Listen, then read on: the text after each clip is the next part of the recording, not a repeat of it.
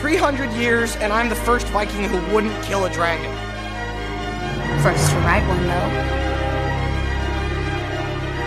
I wouldn't kill him because he looked as frightened as I was.